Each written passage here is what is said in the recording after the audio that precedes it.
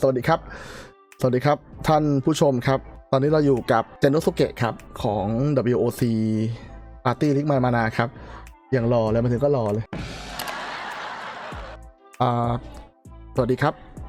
สวัสดี มันจะเป็นทางการทำไมวะ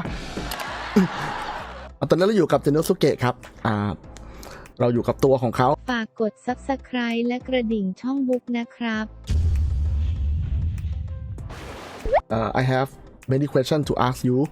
Gennosuke bro Hi thank you for having me the first question could you briefly explain about your character build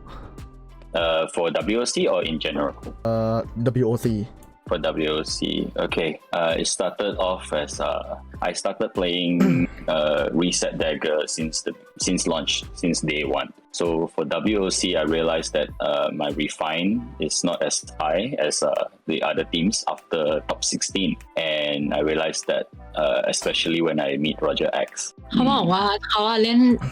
reset dagger มาตั้งแต่แรกตั้งแต่เริ่มเกมจนถึงตอนเนี้ยแต่ว่าเหมือนตอนที่ WOC เขารู้ว่า refine level ของเขามันไม่ได้เยอะเท่ากับ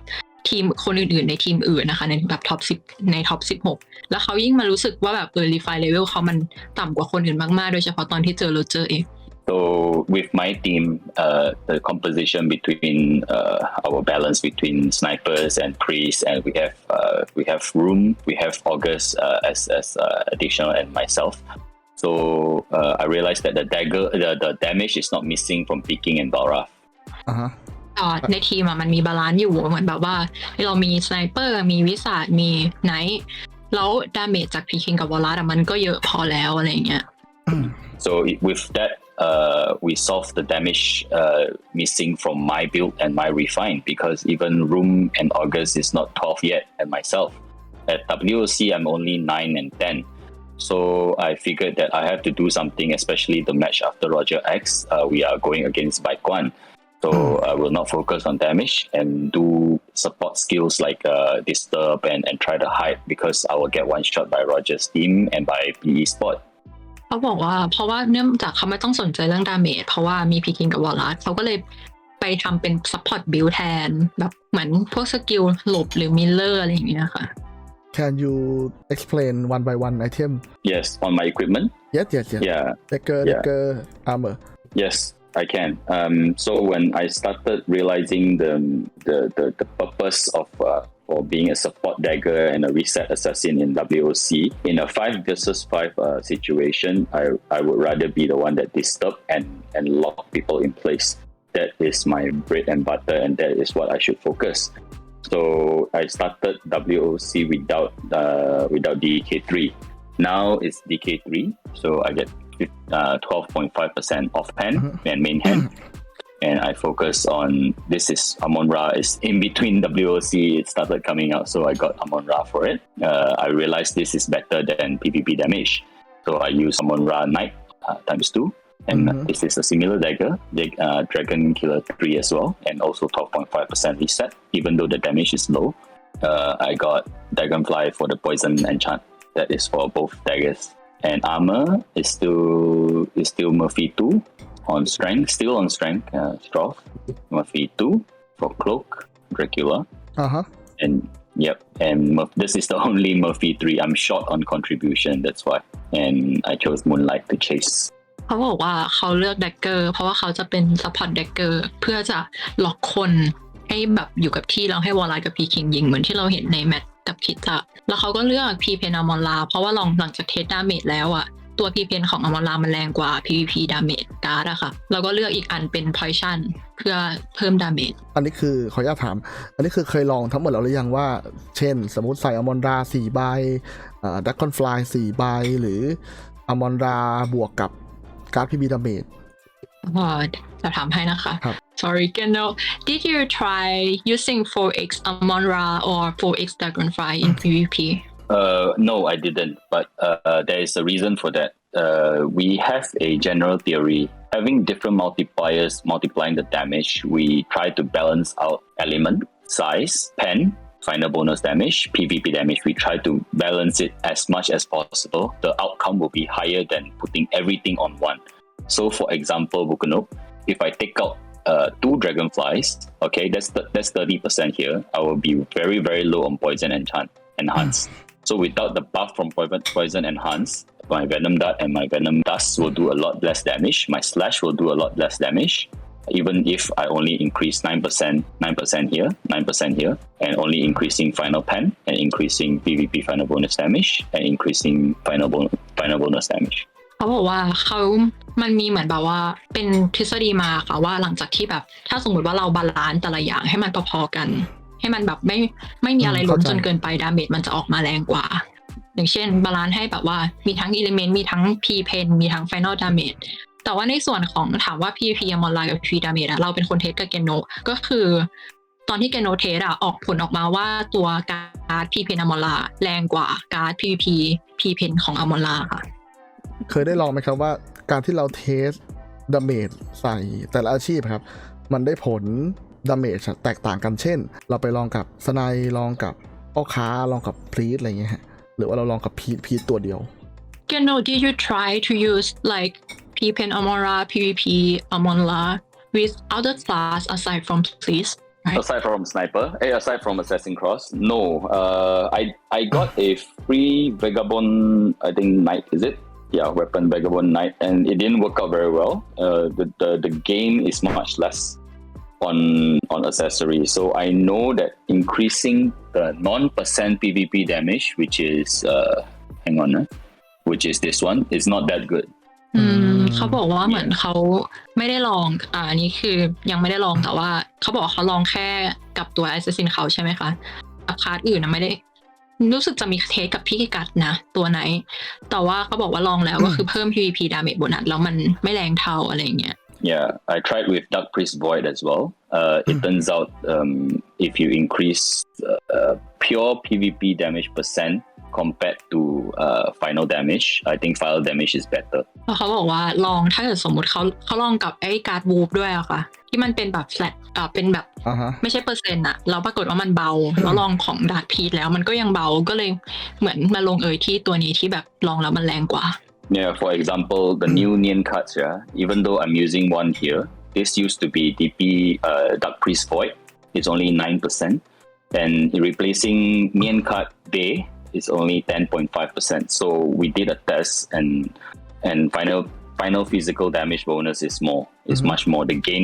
gain is about 5 to 8%. Whereas if I use DP Void or if I use Nian Day for 10.5 PvP F damage, I only gain about 2%. Accessory. Yeah, for accessories, no. I have not tried anything because Wormtail is too important to replace. In WOC, any priest that locks you, you're useless. Yeah, so I keep it at 60% for Wormtail, and I use back Osiris as a backup in case I die to one shot. วอมเทลสำคัญกว่าที่จะเปลี่ยนไปเป็นคาร์ดอื่นส่วนลองแล้วก็คือเปอร์เซ็นต์ที่ได้จากการ์ดเนียน 21% มันเยอะกว่า 10.5% หรือจากของดาร์กพีท 9% ก็คือมีการลองเรียบร้อยแล้วแหละมีการลองแล้วใช่ค่ะมัน too important yes มันเป็นเหตุเป็นผลเกี่ยวกันไหมครับว่ามันเป็นเพราะว่า PVP Final Bonus ครับมันถึง142มันเป็นเพราะว่ามันมาจากอาวุธเงาใช่ไหมหรือยังไงทำไมมันเยอะจังGenno, where did you get your final PvP damage bonus? How can you list 142%? Is this from your shadow weapon? I'm not too sure. This is all from this. See? Yeah, it's all from Assassination Dagger, necklace, and it's from this. So it's 30 here. It's another 30 here, another 30 here. So that's 90% already. Oh, I don't have any more. That's it. If you have a look, this is only recently. I saw Storm Dragon, bro. Oh, Storm Dragon. Storm Dragon has no final PvP damage. Storm Dragon เป็น lifesteal. It's lifesteal. There's no final damage bonus. Nothing. Okay. Yeah, for PvP, it's not from here. My SW is not that high, as you can see. It's only 7%. เดี๋ยวผมจะอธิบายทีนะไม่ต้องห่วงนะทุกคนคือผมว่าเขาอธิบายเคลียร์แหละI don't know where else it's from. Okay. ไม่รู้ว่ามาจากไหน You're talking about this, right? PvP final P damage bonus, right? Yes. Yeah, so I can only think of 30, 30, 30, 1, 2, 3. That's it. Is come from Awakening upgrade. อีกคำถามนะครับอันนี้เคยลองแล้วใช่ไหมว่าในส่วนหัวฮะการ์ดเนียนอ่ะอันนี้คือเราลองเทียบกับดรอปแล้วใช่ไหมหรือว่าเรายังไม่เคยลอง คือของสายกายภาพเขาใช้ดักพีทโทษของวิสาจะใช้ดับเบิลเกนเจอร์เราได้ลองนะครับเพราะว่าตัวดักพีทเนี่ยเพิ่ม 9.5% แต่ในความที่เราต้องทำบาลานซ์เนี่ยครับเราต้องดันค่าทุกค่ายมาบาลานซ์กันดังนั้นเนียนคาร์ดเนี่ยครับที่ว่าเข้ามาเสริมมันจะตัดตัว Final Physical Damage ขึ้นมาให้มันบาลานซ์ถ้าเกิดว่าเราไม่ได้ทำบาลานซ์เอาค่าใดค่าหนึ่งสูงเกินไปครับมันจะให้ Damage ที่เบาเข้าใจแล้วครับแค่อยากรู้ว่าลองหรือเปล่าปรากฏว่าลองแล้วโอเคลองทั้งหมดแล้วครับลองกับตัวไนออกัสแล้วก็พีทวิสาดสไนบวก12คือเราลองทุกอาชีพครับยกเว้น BS เพราะว่าเราไม่มีพ่อค้าบวก12ข้อหนึ่งถือว่าเคลียร์นะฮะ โคตรเคลียร์ผมเก็ตหมดแล้วผมก็เชื่อว่าทุกคนที่ดูอยู่น่าจะเคลียร์ทั้งหมดแล้วล่ะมาถึงข้อ2ฮะข้อ2ขออนุญาตพูดเป็นไทยนะขออนุญาตถามถึงทีมลิกไมมานาว่าทำไมถึงเลือก3สไนเปอร์2พรีตและหรือ2สไนเปอร์1แอด2พรีตเอาแบบคำตอบแบบจริงๆฮะเช่นมีแค่นี้หรือว่าแบบคนในกรุ๊ปของครบอะไรเงี้ยฮะwhat was the reason LikMyMANA decide to pick 3 sniper 2 high peak or 2 sniper 1 assassin cross and high peak presenter truthfully for example my friend play the class or something okay okay, can. So the reason, Val is the leader of LikMyMANA. But before we do everything, we always talk truthfully and we always discuss the entire team of 8. So how we come to this decision was the 8 of us, we've already decided to join WOC as a group long before we came up with the 5 people that is going to actively play. Val has always said we work with what we got because we joined WOC knowing that we are not all plus 12. We only have 3 plus 12 and 1 incomplete plus 12, which is Arif. His build is not Spartacus, sorry. His build was not complete. So to answer truthfully, really truthfully, we did not have a 5-man fix before deciding going into WOC. We pick our 8 that we know that can commit into WOC and we try our best and we adjust from there. แกน้องบอกว่าคือด้วยความที่วอลาเป็นหัวหน้าทีมใช่ไหมคะเราก็คุยกันกับเหมือนในกิลด์อะไรอย่างเงี้ยแล้วเราเลือกคนที่เราคิดว่าเขาอยากที่จะลง WOC แล้วพร้อมที่จะลงในระดับหนึ่งส่วนใหญ่ก็คือเป็นหนึ่งในกลุ่มของตัวหลักๆของมานาอยู่แล้วอะค่ะกับฝั่งของในเซิร์ฟด้วยกันก็คืออย่างพีคิงเฟดมิลอะไรเงี้ยเราก็เลือกมาจากตรงนั้นแล้วเราก็รู้อยู่แล้วว่าเราอ่ะมีบวก13แค่บวก12แค่3คนก็คือพีคิงวอลาดกับอาลีฟแต่ว่าอาลีฟของยังไม่ถึงกับว่าพร้อมเท่ากับพีคิงกับวอลาดเขาก็เลยเลือกคนจากในทีมที่มีอ่ะแล้วค่อยมาเลือกว่าจะเอาอะไรลงอ่ะสรุปก็คือเลือกจากของใช่ไหมฮะเลือกไอเทมเลือกจากคนที่พร้อมที่จะลงด้วยหมายถึงว่าเหมือนมีใจจะลงอะค่ะพร้อมที่จะแบบมาซ้อมมาทำของเพิ่มหรืออะไรอย่างนี้ด้วยขออธิบายเพิ่มเติมในจุดตรงนี้ก็คือว่าเนื่องจากพีคิงกับเฟสมิวครับเราไม่ได้อยู่แคนเดียวกันไม่ได้อยู่กิลด์เดียวกัน เราดูความพร้อมจากการที่ว่าทุกคนเตรียมของ PVP ไว้ไหม PVP เกียร์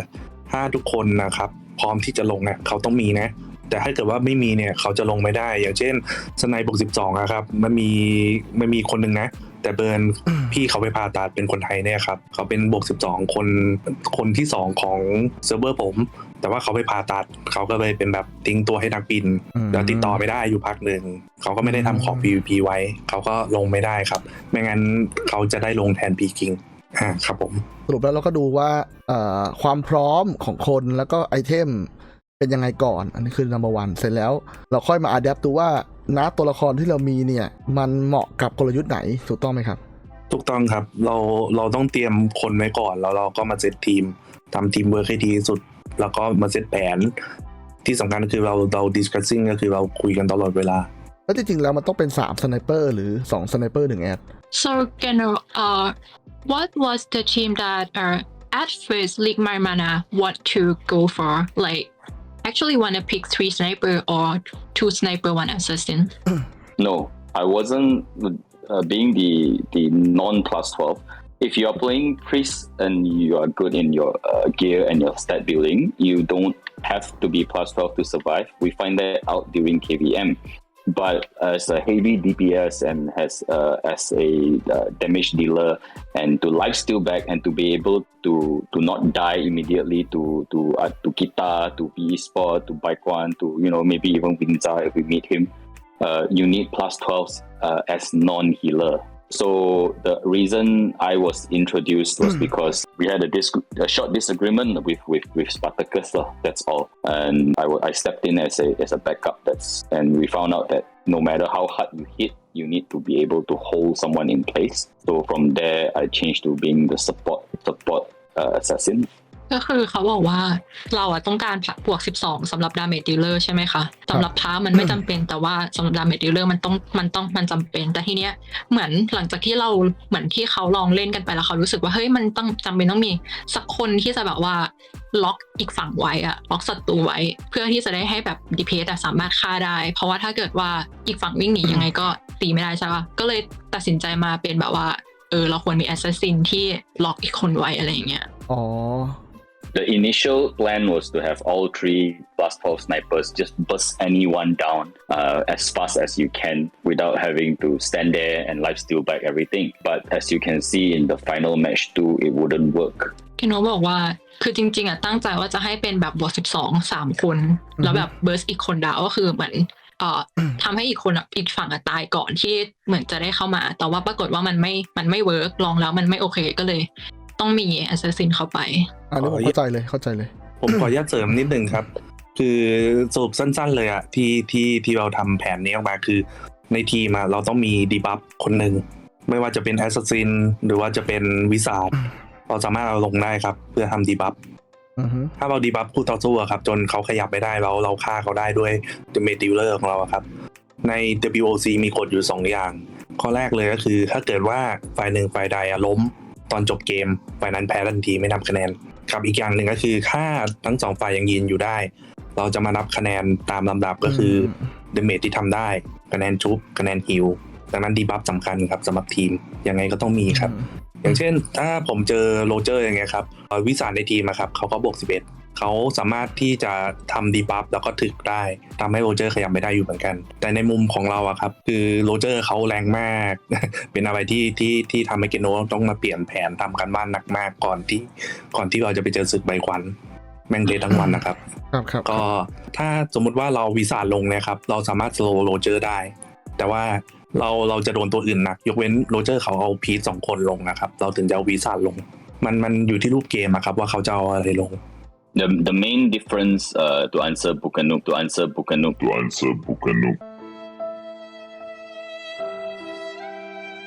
ฝากกด Subscribe และกระดิ่งช่อง Bukanuk Why Val decided to put me in is because amongst the 3 backups, August, Room, Wizard, August, Lord Knight, and me, is because at least I can stop regen, I can lock in place. There's 2 points already. The third one is worst comes to worst, if I get one-shotted, I can hide. I can stay away. Yeah, I won't get one-shotted and they can reset as a team. 2 priests, 2 snipers, they can reset anytime. So I can at least protect myself.เขาบอกว่าใน3คนที่เป็นแบ็กอัพก็คือไนท์ออกัสวิสาดลุมแล้วก็เกนโนแอสซัสซินใช่ไหมคะเกนโนสามารถที่จะห้ามไม่ให้อีกฝั่งเด้งเลือดล็อกอีกฝั่งไว้หรือว่าซ่อนตัวเวลาที่กำลังจะตายแล้วก็แบบสามารถที่จะ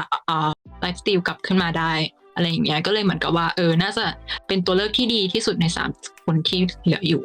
ใช่ครับอย่างเช่นศึกของใบขวัญก็ได้ครับไนท์ฮอกจะไม่มีความหมายแอดสกิลจะไม่มีความหมายถ้าเกิดใบขวัญเขายืนกับที่ใส่เอ็ดก้าใส่เซฟตี้วอลตายแน่นอนครับเป็นกระสอบใจให้เขาอัดสิ่งที่เราจะทำได้คือเราต้องใช้ตัวเร้งระยะยิงไกลครับจัดการต่อยวิสาดให้เขาขยับออกจากเซฟตี้วอลแล้วเกนโนจะเข้าไปล็อกทันทีแต่ถ้าเกิดว่าเขายังยืนอยู่ครับเกนโนก็จะไปเก็บตัวอื่นอันนี้เป็นแผนที่เราทำมาเพื่อตอบโต้อาชีพนั้นๆเหมือนกันเพราะว่าเราต้องศึกษาว่าแต่อาชีพจุดเด่นคืออะไรสิ่งที่เขาจะใช้ได้คืออะไร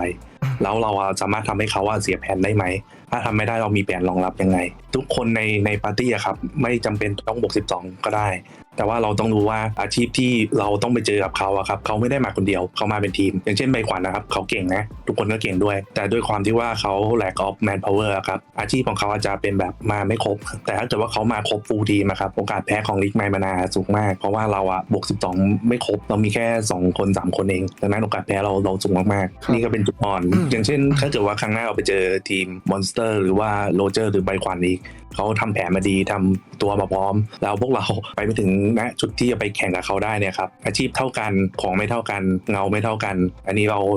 าบอกได้เลยว่าเป็นตัวตัดสินเหมือนกันครับไม่ว่าจะเป็นเพย์สกิลที่ต่างกันอย่างเงี้ยครับถ้าเพย์สกิลเท่ากันเนี่ยคือ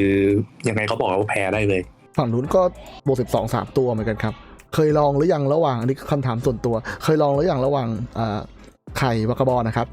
ถ้าเกิดว่าเราเปลี่ยนเป็นคือตอนนี้มันใส่เป็นออฟไฟนอลเพนใช่ไหมแต่ถ้าเราเปลี่ยนเป็นวิทเฟอร์ลิงเดมอนแล้วมันเป็นออฟ PVP ดาเมจอย่างเงี้ยฮะมันจะดีกว่าไหม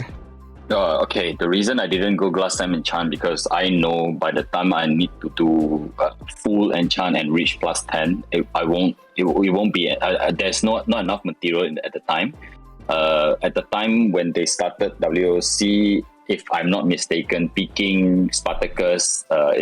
and everyone in Valhalla is buying out all the materials lah. It's not for the lack of trying. I know there won't be enough material. That's why I didn't rely and depend on GH enchant. ด้วยความที่ตอนนั้นอ่ะพีคิงอาลิฟคือสปาร์ตาคัสนะคะพีคิงอาลิฟกับวอลลัสอ่ะเขาก็ทำไอ้ตัว GH Enchant มันเลยทำให้เราด้วยความที่เราอยู่เซิร์ฟเดียวกับคิตะมันเลยทำให้ไอ้ดอกไม้อ่ะมันไม่พอเขาก็เลยคิดว่าถ้าเกิดเขาทำอ่ะเขาอาจจะไปไม่ถึงเลเวล10ก่อนที่ WOC จะเริ่มก็ได้ก็เลยไม่ได้เริ่มทำแล้วก็ถ้าเกิดใช้ Whispering อ่ะก็เหมือนตัวบาลานซ์ที่บอกอะค่ะว่ามันอาจจะไม่พอดาเมจมันจะน้อยไปอะไรเงี้ยก็เลยต้องใช้ฮุบออฟเติมครับก็คือว่าเราใช้ของที่เรามีครับเพราะว่าเราอยู่ในเซิร์ฟโอดินจะของแพงกว่าชาวบ้านมากๆครับประมาณ 2-3 เท่าเราโดนคิดตาเนี่ยครับเขากันท่ามากลงขายอะไรปุ๊บเขาดึงครับทั้งที่เขามีแล้วเขาก็ดึงนะเพื่อไม่ให้เซิร์ฟอื่นนะครับได้ของไปแข่งเวลาเราซื้อของครับมันจะแพงกว่าชาวบ้านเนี่ยครับลองดูครับสิ่งที่เราเจอเขาดันราคาขึ้นไปจนเราซื้อไม่ได้ครับแล้วเขาดึงจนหมดตลาดนี่สิ่งที่เราเจอเลยนะครับก่อน WOC ราคาขึ้นไปถึง5 ล้านนะคะ5.5 mil เกนโนสุเกะที่เขาได้มาครับเขาก็ต้องยอมจ่ายในราคาที่แพงมากๆเพื่อเข้าแข่ง WOC ไม่งั้นเขาจะทำบาลานซ์ไม่ได้ดอกไม้การแทมก็ไม่พอแหลกด้วยถ้าเกิดใช้ Whispering ครับเขาจะแหลกตัว PVP Final Damage ดังนั้นตัว Wolf Orb ครับเขาต้องเอามาฟิกก่อนถามว่าทำไมไม่ใช้ Whispering ใช้ได้ครับถ้าคุณทำบาลานซ์ของ PVP Final Damage ได้ถึงเขาบอกว่ามีแค่ตัว PVP Final Damage อะค่ะที่มันจะไปเหมือนถ้าเกิดว่ามันไม่ได้เยอะกว่า PVP Final Damage Reduction ของอีกฝั่งอะเราจะตีเขาไม่ค่อยเข้าก็เลยเหมือนต้องมีตัวเนี้ยสแตทเนี้ยให้เยอะกว่าอีกฝั่งเพราะงั้นก็เลยต้องใช้ Wolf Orb ถึงใช้ Whispering ไม่ได้ขอเสริมนิดนึงในช่วงที่การ์ดซีมเข้าแรกๆอะจนถึง WOC อะดอกไม้ที่ไว้ใช้สำหรับประดับอะค่ะโซเอาแทบจะตลอดต้องขึ้น Pre-order แล้วเกนโดจะเป็นคนคอยบอกอลิฟว่ามีเข้ามาในตลาดแล้วตลอดเพราะว่ามันแบบโซเอาแทบจะตลอดเลยครับเพราะว่าแรกๆครับคนที่รู้ก็คือเขาจะทำมังกรจนเสร็จแล้วเราจะค่อยๆทยอยให้คนในทีมครับทยอยทำไม่งั้นก็เราจะแหลกเลยครับเพราะว่าของมาหมดตลาดGenno can you show your pet my pet very low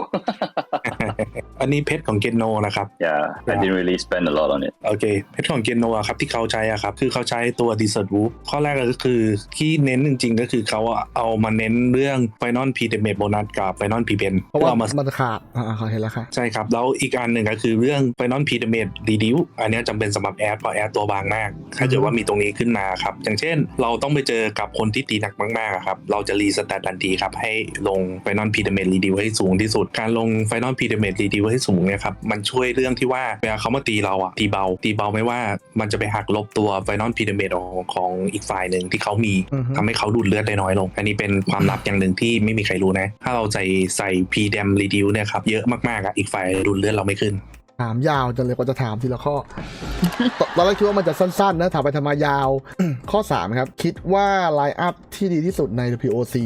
ถ้าไม่นับไอเทมนะในกรณีที่ของพอๆกันนะคิดว่าไลน์อัพไหนที่สุดคือ the best เลย everyone is fully geared yes okay to answer that question we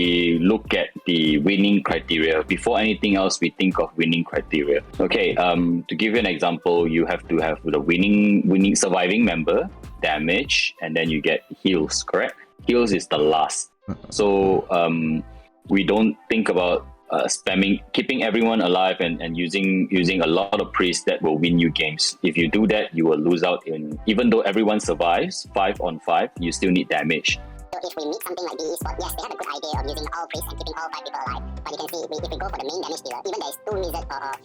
Bicon can stay alive long enough to do damage, they will still lose out to DPS. So I think a balance, even if you have the strongest priest that cannot die, even if you have all plus buff, which fresh milk and current is not, you only have 1 priest. Bao and I, we talked about it, and with the resurrection debuff, which is 15-second cooldown, you need to have at least two priests to keep all 5 members alive. เขาบอกว่าคือเราต้องดูก่อนว่าเงื่อนไขในการชนะของ WOC อ่ะก็คือทุกคนมีชีวิตรอดแล้วก็ DPS แล้วก็ heal ใช่ไหมคะเขาบอกว่าถ้าสมมติอย่างใบขวัญน่ะมีพาร์ท3แล้วรอดแต่ว่าสุดท้ายแล้วอ่ะต่อให้รอดอ่ะต่อให้ใบขวัญรอดแต่ว่าก็จะแพ้ดาเมจกับทีมที่เขามีแบบDPS เยอะกว่าอยู่ดีอะไรอย่างเงี้ยก็เลยเหมือนกับว่ามาลองคุยเหมือนเขาก็เลยคุยกับวอลลาคุยกันในทีมแล้วบอกว่าเราต้องมีพระก่อนอันดับแรกแล้วเหมือนหลังจากที่เลสมันโดนเนิร์ฟแบบพระ2อ่ะก็เลยเป็นอะไรที่ดูโอเคสุดแล้วแบบพระบุ๊กมันสามารถที่จะรีเซ็ตได้ใช่ไหมคะมีโอกาส 25% ที่จะรีเซ็ตสกิลถ้าเกิดว่ารีเซ็ตเลสได้ก็มีโอกาสชนะมากกว่าถ้าเป็นพระชิล2ทีนี้แล้วอีก3 DPS เป็นอะไรก็ได้ที่แบบต้องรอดให้ถึงแบบที่สุดอะไรอย่างเงี้ยเขาไม่ได้บอกว่าสำหรับเขาคิดว่าแบบไลน์อัพไหนดีสุดแต่ว่าเหมือนก็ต้องมาดูอยู่ดีว่าฝั่งตรงข้ามใช้อะไรแล้วเราถึงจะแบบปรับตามที่เราปรับตามคือตามเงื่อนไขของชัยชนะครับว่า WOC มีเงื่อนไขที่จะให้ชัยชนะยังไงบ้างอย่างที่ผมแจ้งเบื้องต้นจากคำถามที่แล้วครับว่า1ก็คือห้ามตาย2ทำเดเมจให้มากที่สุดตรงนี้ครับวอลลัสกับพีคิงเขาตายยากอยู่แล้วเวลาเจอวิสาดเพราะว่าจะในนกเนี่ยครับเดฟเขาสูงมากเพราะอินเขาเยอะใบขวัญกว่าจะเอาลงนะครับค่อนข้างยากต่อให้มีเบคอาร์ติน่าลงหัวก็ไม่ใช่เปี้ยงเดียวจอดนะครับต่อมาเป็นข้อ4ทีมที่รู้สึกว่าเหนื่อยที่สุดใน WOC คืออะไรไม่เอาคำตอบแบบเหนื่อยพอๆกันอะไรเงี้ยไม่เอาI can only answer for myself. Okay, if I'm for myself, if I'm talking on behalf of the team as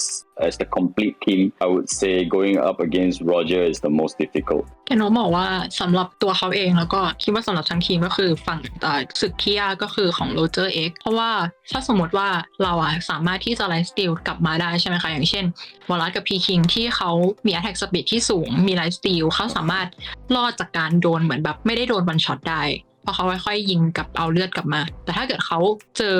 คนที่แบบเหมือนวันช็อตเลยมันไม่มีโอกาสที่จะไลฟ์สตีลกลับมามันก็เลยยากแล้วเขามองว่ามันมีอีกไลฟ์สตีลประเภทหนึ่งที่เป็นแบบอย่างชินฮานใบขวัญออกัสหรือเกโนเองก็คืออันนี้พูดงงๆนิดนึงนะคะขอโทษทีแล้วเขาบอกว่าถ้าเกิดสมมติว่าเราโดนเราจะไม่สามารถรีเจนได้ถ้าโดนพอยชั่นใช่ไหมซึ่งมันก็เป็นอีกความยากหนึ่งก็เหล่านี้เพราะว่าตัวไลฟ์สตีลสำคัญแต่สิ่งสำคัญคือคุณต้องไม่ตายไปในวันฮิตวันช็อตอย่างเช่นโรเจอร์เอ็กเนี่ยครับโรเจอร์คือต้องพูดอย่างนี้ขอพูดอย่างนี้คือหลายๆอย่างที่ทางทีมที่กำลังตอบส่วนใหญ่เกือบทั้งหมดเป็นสิ่งที่หลายๆช่องหลายๆคนรวมทั้งผมวิเคราะห์กันออกไปว่าเหตุผลเพราะงี้งั้นแต่คำตอบในวันนี้มันเป็นเหมือนกับตอบคำถามว่าพวกกูคิดถูกนะหรือพวกกูคิดผิดหรือพวกเราชาวคนดูคิดเหมือนที่คนที่เขาแข่งคิดหรือเปล่าที่ผมพยายามถามเพราะว่าเหมือนคอนเฟิร์มตรงนี้แหละว่าเขาคิดเว้ยเขาคิดโอเคถูกต้องครับก็คือที่เรามาคุยวันนี้ก็ไม่มีผิดไม่มีถูกนะครับทุกคนคือสามารถตั้งคำถามแล้วก็เอามาตอบแชร์เนื่องจากเนี่ยเป็นครั้งแรกที่ทางผมครับมาแชร์ในช่องสตรีมไทยว่าเรามีหลักการคิดแบบไหนเราแชร์คำตอบว่าเรามองมุมมองแบบไหนเราไม่ได้มองว่าคำถามของทุกคนหรือว่าสิ่งที่ทุกคนคาดเดาครับผิดน่าคาดเดาถูกส่วนใหญ่ถูกด้วยครับมันเป็น opinion แหละอย่างเช่นศึกโรเจอร์ครับอันนี้ที่คาดเดาที่ทุกคนคาดเดาผิดนะไม่ได้เตรียมแผนมาเลยครับคือเราเตรียมแผนมาสู้โรเจอร์แต่เราไม่รู้ว่าเขาตีแรงมากขนาดนี้มันบ้าโรเจอร์มันบ้าโรเจอร์มัน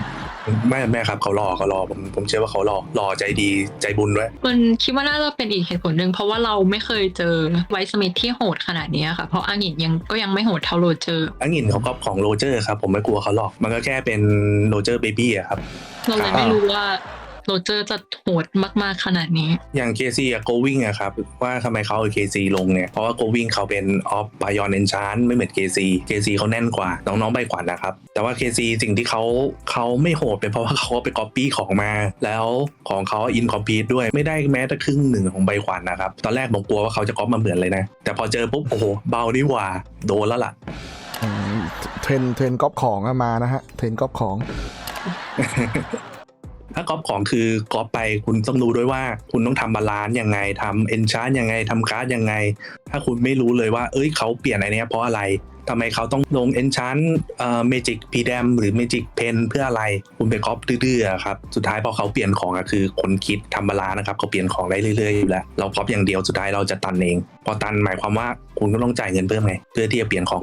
ตามคนอื่นอีกในเมื่อคุณก๊อปมาคุณก็ก๊อปให้ตลอดละกันในพวกนี้ครับผมอยากให้เพลเยอร์คนไทยทุกคนนะครับมองไปที่การทำบาลานซ์คุณต้องดูก่อนว่าเฮ้ยคุณจะใช้เข็มขัดสเต็ง2 อันเนี่ยมันแรงจริงไหมค่าสเต็งค่าแอคแท็กโอเวอร์เนี่ยคือมันดูดีแต่ว่ามันไม่แรงครับคุณต้องทำบาลานซ์พวกค่าสแตทลับอย่างเช่นเพนไฟนอลพีแดมคุณมีพร้อมหรือเปล่าแล้วคุณไปคูณกับตัวไลฟ์สติลคุณว่าคุณดูดเลือดกลับมาทันไหมแล้วก็คำนวณว่าเกาะอีกฝ่ายPVP damage reduce ตัว reduce PVP เขาสูงแค่ไหนเขาสูงมากพอที่เขาจะกันเราได้แค่ไหนอะไรที่สูงเกินไปมันก็ไม่ดีครับอะไรที่มันน้อยเกินไปก็ไม่ดีแต่การที่เราปรับให้มันค่าใดค่าหนึ่งสูงนะเพื่อที่การแข่งแต่ละแมตช์นะครับเพื่อมากันคนนั้นโดยเฉพาะอย่างใบขวัญนะครับเรารีสแตทกันเพื่อกันเมจิกโดยเฉพาะเลยคำถามว่าแล้วถ้าเกิดโรเจอร์กับใบขวัญมาอยู่ด้วยกันพูดได้เลยว่าเราไปกันใบขวัญเราโดนโรเจอร์ทุบตายไวกว่าเดิมอีกถ้าเรากันโรเจอร์โดนใบขวัญหัวตาย The main reason is with the shield. This 2-figure can be very very high. Yeah, correct. ครับประมาณนี้ครับคุณบุ๊คสำหรับใครในช่องนะที่ฟังแล้วไม่เคลียร์เดี๋ยวผมจะสรุปให้ทีนะแต่จริงๆแล้วแม่งโคตรเคลียร์แล้วล่ะเอาจริงถ้าใครฟังในตอนนี้แล้วไม่เคลียร์นะคือต้องไปเล่น Minecraft เอาจริง เขาอธิบายดีมากละเอียดมากโอเคขอบคุณมากเดี๋ยวไปนอกเรื่องโอเคขอบคุณมากเดี๋ยวเราคุยกันนอกรอบอีกทีนึงครับขอบคุณมากครับสวัสดีครับโอเคก็ครับขอบคุณทุกคนครับก็คือเดี๋ยวผมสรุปให้นะก็คือผู้ชนะเนี่ยเก่งผมว่าเนี่ยเท่าที่ผมฟังถ้าผมคุยหลายทีมนะครับผมไม่ได้คุยหลายทีมเดียวมีแค่ทีมเดียวเท่านั้นแหละที่ผมสัมภาษณ์จริงจังที่เหลือก็ถามไปด่าไปอะไรเงี้ยฮะคือสรุปแล้วเนี่ยคือมึงน่าจะเห็นแล้วว่าในศึกเกมนี้เนี่ยมันไม่ใช่ว่ามึงแค่รวยถึงเป็นผู้ชนะเติมเงินเยอะกูบอกแล้วว่าสุดท้ายแล้วแม่งบวก12ทุกคนไอ้เหี้ยของแม่งบวก12กันทุกคนแล้วถ้าเป็นของมันเท่ากันมันจะเกิดอะไรขึ้นล่ะพอของเท่ากันมันก็เป็นเรื่องของกลยุทธ์มันก็เป็นเรื่องของความรู้สังเกตว่าเขาพูดถึงเรื่องของบาลานซ์เนี่ยบ่อยมากซึ่งผมพูดประมาณล้านรอบว่าการทำไอเทมเนี่ยไม่ใช่คำว่ามึงไปดูของคนอื่นมาแล้วมึงคิดว่าอย่างนี้คือดีที่สุดมึงขั้นแรกคือมึงต้องดูให้เป็นว่าเกมนี้สูตรที่มันใช้ในการคำนวณดาเมจมันมาจากไหนถ้ามึงเข้าใจสูตรมึงก็จะเข้าใจได้ทุกอย่าง